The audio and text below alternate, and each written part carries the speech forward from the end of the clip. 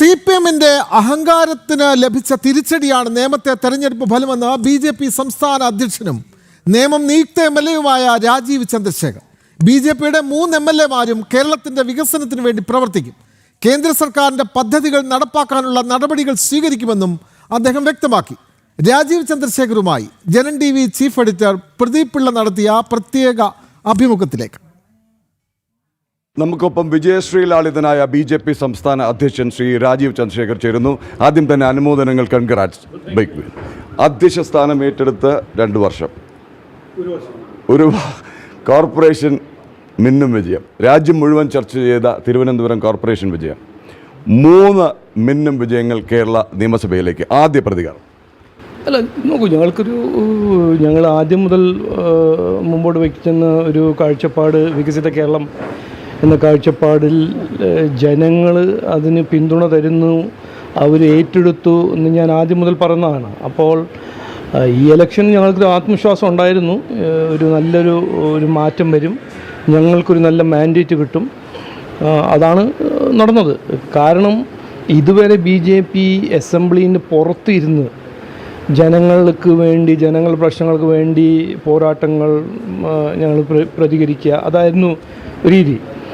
ജനങ്ങൾ തീരുമാനിച്ചത് ഇനി നമുക്കൊരു ശരിക്കൊരു പ്രതിപക്ഷ പാർട്ടി നാട്ടിലുണ്ടാവണം. കാരണം കഴിഞ്ഞ 10 കൊല്ലം CPM ഈ ദ്രോഹവും അഴിമതിയെല്ലാം ചെയ്യുമ്പോൾ ഒരു മൗനം പാലിച്ച ഒരു കോൺഗ്രസ് പാർട്ടിയായിരുന്നു പ്രതിപക്ഷ പാർട്ടി. കാരണം രണ്ടുപേരും ഇന്ത്യ അലയൻസിൻ്റെ ഭാഗമായിരുന്നു. ഇനിയിപ്പോൾ 3 MLAമാരുണ്ടാവും, BJPൻ്റെയും NDAൻ്റെയും 3 MLAമാരുണ്ടാവും. അവർ അസംബ്ലിയിൽ ഉള്ളിലിരുന്ന് ജനങ്ങൾക്ക് വേണ്ടി, ഈ വികസിത കേരളത്തിന് വേണ്ടി, കേരളത്തിൻ്റെ വികസനത്തിന് വേണ്ടി പ്രവർത്തിക്കും. അവിടെ അവർ പ്രവർത്തിക്കും മാത്രമല്ല, വേണ്ടത്ര കാര്യങ്ങൾ ചെയ്യും, പറയും. അത് ജനങ്ങൾ ഒരു ആഗ്രഹമായിരുന്നു, അതാണ് നടന്നത്. അപ്പോൾ എനിക്ക് സന്തോഷമുണ്ട്. പിന്നെ അതിൻ്റെ ഒപ്പം എനിക്ക് ഒരു ആത്മവിശ്വാസം ആദ്യം മുതൽ ഉണ്ടായിരുന്നു, ഈ ഒരു മാറ്റം ഈ ഇലക്ഷൻ വഴി വരും എന്ന് ഒരു ആത്മവിശ്വാസം ഉണ്ടായിരുന്നു. കഴിഞ്ഞ തെരഞ്ഞെടുപ്പിൽ ഞാൻ ചോദിച്ച ചോദ്യം, കോർപ്പറേഷൻ തെരഞ്ഞെടുപ്പ് കഴിഞ്ഞ ഉടനെ കേരളത്തിൻ്റെ രാഷ്ട്രീയ സംസ്കാരം മാറുകയാണ്. കോർപ്പറേഷനിൽ അത് തെളിയിച്ചു, സംസ്ഥാന തലത്തിലും. അതെ, അത് 100%. ഞങ്ങളുടെ ലക്ഷ്യം എന്ന് പറഞ്ഞാൽ നരേന്ദ്രമോദിജി 2014 വന്ന് കഴിഞ്ഞ് ഇന്ത്യയിൽ കൊണ്ടുവന്ന മാറ്റം, ഒന്ന് വികസന രാഷ്ട്രീയം, അതിൻ്റെ ഒപ്പം രാഷ്ട്രീയ സംസ്കാരത്തിലൊരു മാറ്റം, ഒരു പൊളിറ്റിക്സ് ഓഫ് പെർഫോമൻസ് ചെയ്ത് കാണിച്ച് കൊടുക്കുന്ന ഒരു രാഷ്ട്രീയം. ഈ വെറുതെ വാഗ്ദാനം കൊടുത്ത് വാക്ക് പാലിക്കാത്ത രാഷ്ട്രീയം, അതെല്ലാം വിട്ട് ഒരു പുതിയ വാഗ്ദാനം കൊടുത്താൽ വാക്ക് പാലിച്ച് പോളിറ്റിക്സും പെർഫോമൻസ് ചെയ്യുന്ന രാഷ്ട്രീയമാണ് നമ്മൾ കഴിഞ്ഞ 12 കൊല്ലം ഇന്ത്യയിൽ കണ്ടിരിക്കുന്നത്. അതുപോലെ തന്നെ ഇവിടെയും ജനങ്ങളുടെ ആവശ്യം അതായിരുന്നു. അത് ഞങ്ങൾ ഇനിയിപ്പോൾ അസംബ്ലിയിൽ ഉള്ളിൽ അത് അവതരിപ്പിക്കും, പോളിറ്റിക്സ് ഓഫ് പെർഫോമൻസ് എന്താണ്. പിന്നെ സെൻട്രൽ ഗവൺമെൻറ്റിൻ്റെ ഓരോരോ സ്കീംസ് ശരിക്കും നടപ്പിലാക്കാൻ സംസ്ഥാന സർക്കാർ നമ്മൾ പ്രഷർ ഞങ്ങൾ ഉണ്ടാക്കും. അത് അവർ ചെയ്യേണ്ടത് എല്ലാവർക്കും ഒരേപോലെ തന്നെ, ഒരേ സമാനം, ഒരു ഡിസ്ക്രിമിനേഷൻ ഇല്ലാണ്ട് അവർ ചെയ്യിപ്പിക്കാൻ ഞങ്ങളത് അസംബ്ലിന് ഉള്ളിലിരുന്ന് അത് ചെയ്യിപ്പിക്കും. അപ്പോൾ അങ്ങനെ കുറേ കാര്യങ്ങൾ ചെയ്യാനുണ്ട്. ഈ കേരളത്തിൽ ഭരിക്കാൻ മാത്രമല്ല, പ്രതിപക്ഷത്തിൻ്റെ ഒരു വലിയൊരു ഉത്തരവാദിത്വമുണ്ട്, ഒരു റെസ്പോൺസിബിലിറ്റി ഉണ്ട്. അത് ഞങ്ങൾ ഏറ്റെടുക്കും, അത് ചെയ്യും. പൂട്ടിയ അക്കൗണ്ട് പൂട്ടിയത് തന്നെ ഇനി തുറക്കില്ല എന്ന് പറഞ്ഞപ്പോൾ പൂട്ടിയ അക്കൗണ്ട് തുറക്കാം എന്ന് പറഞ്ഞ് നായകൻ മുന്നിട്ടിറങ്ങുന്നു. ആ അക്കൗണ്ട് തുറന്നും ഒപ്പം ഒരു 3 അക്കൗണ്ട് ഒരുമിച്ച് അങ്ങ് തുറക്കുകയാണ്. പ്രവർത്തകരിലുണ്ടാക്കിയ ഒരു ആവേശം. അല്ല, ഇതെല്ലാം ഒരു അഹങ്കാരമാണ്. ഈ കഴിഞ്ഞ 40-45 കൊല്ലമായിട്ട് ഇവിടെ നമ്മൾ കോൺഗ്രസും CPM മാറി ഭരിച്ച് അവരൊരു വിചാരം ആയിരുന്നു, വേറെ ഒരു ഓപ്ഷനും ജനങ്ങളുടെ മുമ്പിലില്ല, ഞങ്ങൾ എന്ത് ചെയ്താലും ജനങ്ങളത് സഹിക്കും, ഞങ്ങൾ എന്ത് പറഞ്ഞാലും ജനങ്ങളത് കേട്ട് ഒന്നും ചെയ്യാൻ അവർക്ക് വേറൊരു അവസരമില്ല. അതെല്ലാം കണ്ട് മനസ്സിലാക്കിയിട്ടാണ് അവർക്കൊരു അഹങ്കാരം. നോക്കൂ, നമ്മളെല്ലാം ജീവിക്കുന്നത് ഒരു ജനാധിപത്യത്തിൻ്റെ ഒരു സിറ്റിസനായിട്ടാണ് ജീവിക്കുന്നത്. ഇതിൽ പൂട്ടും താക്കോലും ജയവും വിജയവും പരാജയവും എല്ലാം തീരുമാനിക്കുന്നത് ജനങ്ങളാണ്. പക്ഷേ ഇവരുടെ അഹങ്കാരം ഞാൻ കണ്ട് കേട്ട് എനിക്ക് തന്നെ ഒരു അതിശയം. എന്താണ് ഇവർ പറയുന്നത്? പൂട്ടും താക്കോലും അവരുടെ കയ്യിലാണോ? ജനങ്ങളുടെ കയ്യിലല്ലേ? ജനങ്ങളല്ലേ തീരുമാനിക്കേണ്ടത് ആരാണ് MLA ആവേണ്ടത്, ആരാണ് പിന്നെ ഭരിക്കേണ്ടത്. അപ്പോൾ അതിന് ഞങ്ങൾ ബഹുമാനിക്കുന്ന ഒരു പാർട്ടിയാണ്. ഞങ്ങൾ ജനങ്ങളുടെ മുമ്പിൽ പോയി കൃത്യമായി പറഞ്ഞു, നോക്കൂ, ഞങ്ങളിത് ചെയ്യാൻ ആഗ്രഹിക്കുന്നു, ഞങ്ങൾക്കൊരു അവസരം തന്നാൽ ഇന്ന കാര്യങ്ങൾ ഞങ്ങൾ ചെയ്യും എന്ന് ഞങ്ങൾ അവരോട് ഒരു അഭ്യർത്ഥന ഞങ്ങൾ മുമ്പോട്ട് വെച്ചു. ജനങ്ങൾ തീരുമാനിച്ചു. ഈ പൂട്ടും താക്കോലും പറഞ്ഞ ആൾക്കാരാണ് ഇന്ന് തോറ്റ് പരാജയപ്പെടുത്തി ഇനി വീട്ടിൽ പോയിരിക്കാൻ പോകുന്നത്. ഈ അഹങ്കാരം ജനങ്ങൾ സമ്മതിക്കില്ല. ജനാധിപത്യ സംവിധാനത്തിൽ ജനങ്ങളെ സേവിക്കാനാണ് രാഷ്ട്രീയക്കാരുടെ ഉത്തരവാദിത്വവും ചുമതലയും. അത് മനസ്സിലാക്കിയില്ലെങ്കിൽ ജനങ്ങൾ അവരെ തോൽപ്പിക്കും. അതാണ് നമ്മൾ കണ്ടിരിക്കുന്നത്. ഇന്നും ഇവിടെയും കണ്ടു, തമിഴ്നാട്ടിൽ DMK-യിലെയും കണ്ടു, വെസ്റ്റ് ബംഗാളിൽ അതുപോലെ തന്നെ TMC അതേ ഒരു ഫലമാണ് അവർക്കും കിട്ടിയിരിക്കുന്നത്. നിയമം കുറച്ചധികം കാലമായി അങ്ങ് കോൺസെൻട്രേറ്റ് ചെയ്യാണ്. ഗ്രൗണ്ട് റിയാലിറ്റി തീർച്ചയായിട്ടും കോൺസിസ്റ്റൻറ്റ് ഗ്രൗണ്ട് വർക്ക് തന്നെയാണ് ഈ വിജയത്തിലേക്ക് നയിച്ചത്. അല്ലാതെ ജീപ്പിലോ രഥത്തിലോ കയറി നിന്ന് കൈവീശിയാലോ പൂമാല എറിഞ്ഞാലോ ഒന്നും വരുന്ന വോട്ടല്ല, പ്രത്യേകിച്ച് കേരളത്തിലേക്ക്. പ്രധാന പ്രശ്നങ്ങൾ എന്തായിരുന്നു സ്ട്രാറ്റജി? അല്ല, സ്ട്രാറ്റജി ഒന്നുമില്ല. ഞങ്ങൾക്ക് അങ്ങനെ വലിയൊരു കോംപ്ലിക്കേറ്റഡ് സ്ട്രാറ്റജിയോ രാഷ്ട്രീയ തന്ത്രമൊന്നും വിശ്വസിക്കുന്ന പാർട്ടിയല്ല. ഞങ്ങൾ കൃത്യമായ ഒരു വികസനത്തിന് കാഴ്ചപ്പാടുണ്ട്. ഒരു വികസന രേഖ ഞങ്ങൾ മുമ്പോട്ട് വയ്ക്കും. അവസരം കിട്ടുമ്പോൾ ആ വികസന രേഖ ഞങ്ങൾ നടപ്പിലാക്കും. അതാണ് ഞങ്ങളുടെ പൊളിറ്റിക്സ് പെർഫോമൻസ്. അപ്പോൾ അത് ഞങ്ങൾ മുമ്പോട്ട് വെച്ചു. നിയമം, കഴക്കൂട്ടം, അതുപോലെ തന്നെ വികസിത കേരളം, ഒരു വികസന രേഖ ഞങ്ങൾ മുമ്പോട്ട് വെച്ചു. അത് ജനങ്ങൾ മനസ്സിലാക്കി ഞങ്ങൾക്കൊരു അവസരം തന്നു. ഇത് നോക്കൂ, ഈ രാഷ്ട്രീയ സംസ്കാരത്തിൽ മാറ്റം വരുന്നു, ഇനിയും വരും എന്ന് പറയുമ്പോൾ ജനങ്ങൾ ഇനിയിപ്പോൾ ജനങ്ങളെ പൊട്ടന്മാരാക്കി വെറുതെ വാഗ്ദാനം കൊടുത്ത് സ്പീച്ചും ഡയലോഗും റീൽസ് ഉണ്ടാക്കി രാഷ്ട്രീയം ചെയ്യുന്ന സമയമെല്ലാം കഴിഞ്ഞു. ഇനിയിപ്പോൾ നിങ്ങൾ ജനങ്ങൾ അവസരം തരുകയാണെങ്കിൽ അത് പ്രവർത്തിക്കുക, അവർക്ക് വേണ്ടി കാര്യങ്ങൾ ചെയ്യുക, അവരുടെ പ്രശ്നങ്ങൾ പരിഹരിക്കുക. ഇത് മാത്രമേ ഒരു രാഷ്ട്രീയക്കാരൻ്റെ അവരുടെ ഭാവി, രാഷ്ട്രീയക്കാരൻ്റെ ഭാവി തീരുമാനിക്കേണ്ട ഒരു ഒറ്റ മാർഗ്ഗമാണിത്. ഇപ്പോൾ ഒരുപക്ഷെ കോർപ്പറേഷൻ തെരഞ്ഞെടുപ്പിൽ അങ്ങനെ വോട്ട് ചെയ്തതിൽ ഒരുപാട് പേർ സന്തോഷിക്കുന്നൊരു വേളയായിരിക്കും. കാര്യം കഴക്കൂട്ടം, നേമം ഈ രണ്ട് മണ്ഡലങ്ങളിലെയും നല്ലൊരു വിഭാഗം വാർഡുകൾ ജയിച്ചിരിക്കുന്ന BJP ആണ്. അപ്പോൾ കോർപ്പറേഷൻ തലത്തിൽ, തദ്ദേശ തലത്തിൽ, സംസ്ഥാന തലത്തിൽ, പിന്നെ കേന്ദ്ര പദ്ധതികളും ഒരർത്ഥത്തിലൊരു ട്രിപ്പിൾ എഞ്ചിൻ ഗവൺമെൻറ്റിന് ഗുണം ചെയ്യുമോ? അത് 100% കറക്റ്റാണ്. കോർപ്പറേഷൻ ഇപ്പോൾ സഹായിക്കാൻ 2 MLA-മാരും ഉണ്ടാവും. ആ MLA-മാർ സഹായിക്കും, അവരുടെ ഫണ്ടും ഉണ്ടാവും, അവരുടെ CSR-ഉം ഉണ്ടാവും. അതിൻ്റെ അപ്പുറം അവർ സെൻട്രൽ ഗവൺമെൻറ്റും നരേന്ദ്രമോദിജി ഗവൺമെൻറ്റിൻ്റെ പിന്തുണയുണ്ട്. അവിടുത്തെ സ്കീമുകൾ, അവിടുത്തെ സഹായങ്ങൾ എല്ലാം കൊണ്ടുവരും, കോർപ്പറേഷനെ സഹായിക്കും. കോർപ്പറേഷൻ മാത്രമല്ല, ഗ്രാമപഞ്ചായത്ത്, മുനിസിപ്പാലിറ്റി, അതുപോലെ കുറേ കാര്യങ്ങൾ നമുക്ക് ഈ ഒരു കോമ്പിനേഷൻ ലോക്കൽ ബോഡി, വാർഡ് മെമ്പേഴ്സും അല്ലെങ്കിൽ കൗൺസിലേഴ്സും, അതിൻ്റെ ഒപ്പം MLA-മാരും, അതിനൊപ്പം നരേന്ദ്രമോദിജിൻ്റെ സർക്കാർ, ഇത് നല്ല കോമ്പിനേഷനാണ്. തിരുവനന്തപുരത്തിൻ്റെ ഭാവി, വികസിത തിരുവനന്തപുരത്തിന് വേണ്ടി ഈ 2 MLA-മാർ കൃത്യമായി 100% കോർപ്പറേഷനൊപ്പം അധ്വാനിച്ച് പ്രവർത്തിച്ച് ഒരു വികസിത തിരുവനന്തപുരത്തിൻ്റെ കാഴ്ചപ്പാട് നടപ്പിലാക്കാൻ അടുത്ത 4 കൊല്ലം 5 കൊല്ലം പ്രവർത്തിക്കുമെന്ന് ഞാൻ ഉറപ്പ് തരുന്നു. ഔട്ട് ഓഫ് ദി ബ്ലൂ സംഭവിച്ച ഒരു നിയമമല്ല ഇക്കുറി 1, 2, 3. ഇത് അടുത്ത ലോക്സഭാ തെരഞ്ഞെടുപ്പ്, പിന്നെ വരുന്ന തദ്ദേശ തെരഞ്ഞെടുപ്പ്, പ്രോജക്റ്റ് 2031.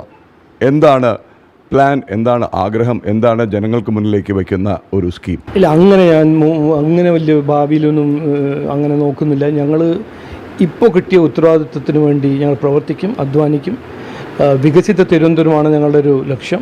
വികസിത നേമം, വികസിത കഴക്കൂട്ടം, വികസിത ചാത്തന്നൂർ, അങ്ങനെ ആദ്യമായി അവിടെ നമ്മൾ MLA-മാരെല്ലാം പ്രവർത്തിക്കും. പിന്നെ സംസ്ഥാനത്തിന് വേണ്ടി, സംസ്ഥാനത്തിന് ജനങ്ങളുടെ പ്രശ്നങ്ങൾക്ക് വേണ്ടി ഞങ്ങൾ സെൻട്രൽ ഗവൺമെൻറ്റൊപ്പം കോർഡിനേറ്റ് ചെയ്ത് ഇവിടെ സ്കീമും പദ്ധതികൾ കൊണ്ടുവരാൻ ഞങ്ങളൊരു ശ്രമം നടത്തും. അതാണ് ഞങ്ങളുടെ ഫോക്കസ്. ഇനി ഇത് കഴിഞ്ഞിട്ട് മറ്റ് ഇലക്ഷൻ ഏതാണ്, ആര് മത്സരിക്കും, എങ്ങനെ മത്സരിക്കും, അതൊന്നും ഇപ്പോൾ ഞങ്ങളുടെ പ്രയോറിറ്റി അല്ല. ഞങ്ങളുടെ ലക്ഷ്യം, ജനങ്ങൾ ഞങ്ങൾക്കൊരു അവസരം തന്നിട്ടുണ്ട്.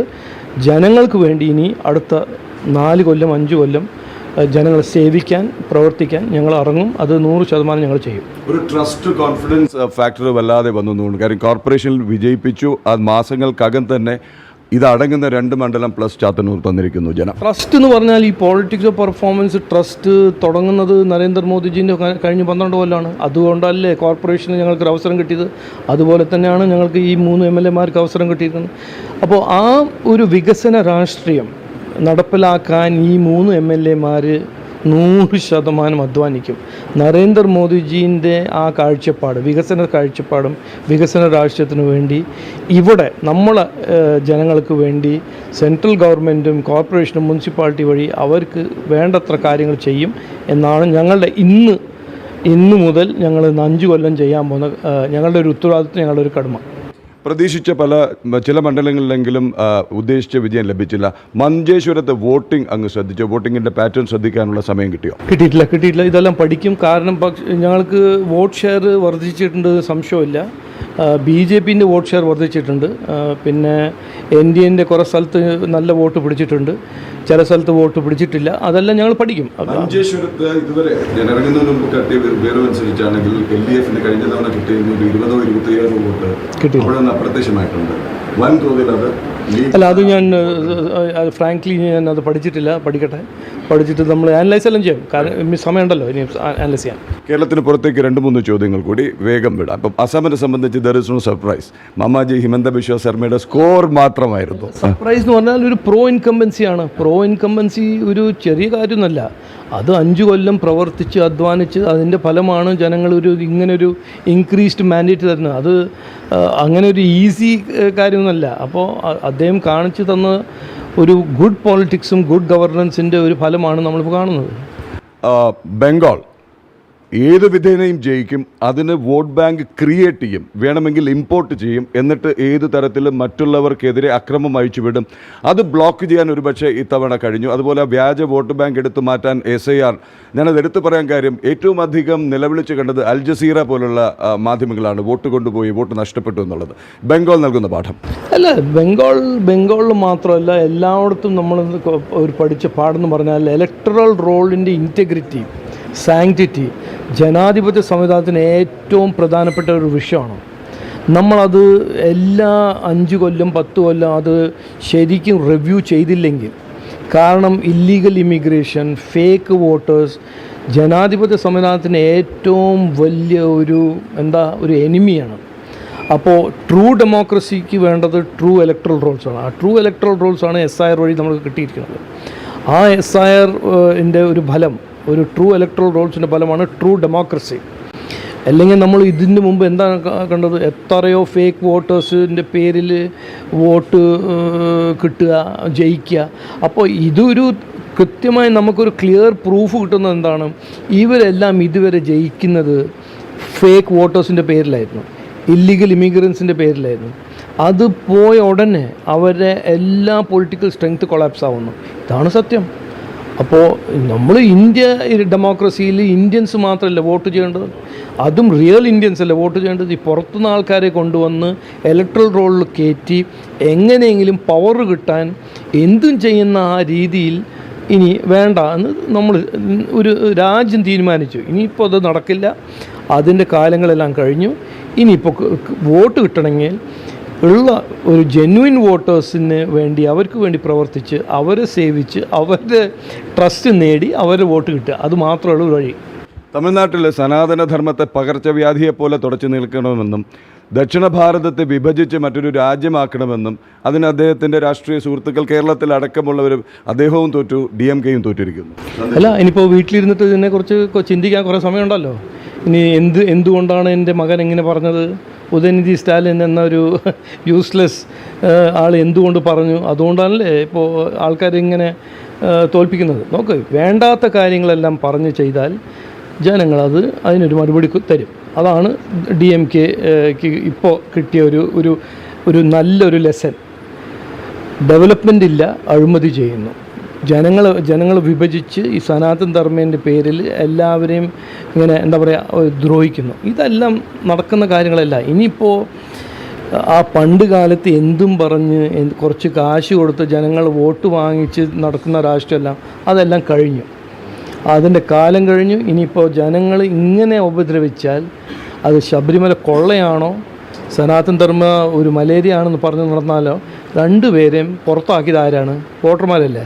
അതാണ് ഇതിന്ന് പഠനം എന്ന് പറഞ്ഞാൽ ഇതാണ് പഠനം. തെരഞ്ഞെടുപ്പ് കഴിഞ്ഞ ഉടനെ അല്ലെങ്കിൽ തെരഞ്ഞെടുപ്പിന് മുമ്പ് വോട്ടെണ്ണലിന് മുമ്പായി നടന്ന ചില വിലയിരുത്തൽ കൂടി ചോദിച്ചിട്ട് ഞാൻ അവസാനിപ്പിക്കാം. ഒരു സാധ്യതയും കാണുന്നില്ല BJPക്കും NDAയ്ക്കും. 2, കേരളത്തിൽ അങ്ങോളം ഇങ്ങോളം സന്ദർശിച്ചു എന്ന് അവകാശപ്പെട്ട ഒന്നിലധികം മാധ്യമപ്രവർത്തകർ സാമൂഹ്യ മാധ്യമങ്ങളിലടക്കം പറഞ്ഞു ആൻറ്റി ഇൻകംബൻസി കാണുന്നേ ഇല്ല. BJP ജയിക്കാൻ അങ്ങേക്കായിരുന്നു ഏറ്റവും അധികം ഫോക്കസ്. നിയമം ജയിക്കാൻ ഒരു സാധ്യതയും പല ആംഗിളിൽ നിന്ന് നോക്കിയിട്ടും പല മാധ്യമപ്രവർത്തകരും, ഞാൻ ആരുടെയും പേര് പറയുന്നില്ല, കണ്ടിരുന്നില്ല, വിദഗ്ധർ കണ്ടിരുന്നില്ല. അപ്പോൾ അവർക്കുള്ള മറുപടി കൂടിയല്ലേ ഇപ്പോൾ ജനം നൽകിയത്. തുടരും എന്ന് പറഞ്ഞാണല്ലോ. CPM തുടരും, മറ്റാരുണ്ട്, ഇനിയും തുടരും, എല്ലാം ശരിയാവും എന്നാൽ എല്ലാം പറഞ്ഞു നടന്നതാണ്. നോക്കൂ, മാധ്യമ സുഹൃത്തോട് ഞാൻ ആദ്യം മുതൽ പറഞ്ഞതാണ്, കുറച്ച് സാമാന്യ ബുദ്ധി ഉണ്ടാവണം. ഞാനൊരു വിദ്വാനൊന്നുമല്ല, പക്ഷേ കുറച്ച് സാമാന്യ ബുദ്ധി ഉണ്ട്. ജനങ്ങളിങ്ങനെ ദ്രോഹിച്ചാൽ, ഇങ്ങനെ അഴിമതി ചെയ്താൽ, വികസനമില്ലായ്മ ഇങ്ങനെ പ്രവർത്തിച്ചാൽ, ഇങ്ങനെ കൊണ്ടുവന്നാൽ ഏത് പേരിലാണ്, എന്ത് റീസണിങ് കൊണ്ടാണ് ഒരു പുതിയ മാൻഡേറ്റ് കിട്ടാൻ പോകുന്നത്? ഞാൻ ആദ്യം മുതൽ പറഞ്ഞത് CPMന് മാൻഡേറ്റ് കിട്ടില്ല. അതാണ് നടന്നത്. ഒരു ആൻറ്റി CPM ഇലക്ഷനായിരുന്നു ഇതിൽ ഒരു സംശയമില്ല. ഒരു ഭയങ്കരമായൊരു ആൻറ്റി CPM വികാരമായിരുന്നു ഈ കേരള നാട്ടിൽ. അതിൻ്റെ ഗുണം കോൺഗ്രസിനും കിട്ടിയിട്ടുണ്ട്, മുസ്ലിം ലീഗിന് കിട്ടിയിട്ടുണ്ട്, ഞങ്ങൾക്ക് 3 സീറ്റ് ഞങ്ങൾക്കും കിട്ടിയിട്ടുണ്ട്. തിരക്കിട്ട ദിവസമാണെന്നറിയാം. അതിനിടയിലും ജനം TV ക്ക് വേണ്ടി സമയം ചെലവഴിച്ചതിൽ നന്ദി. All the best. May this B only the beginning.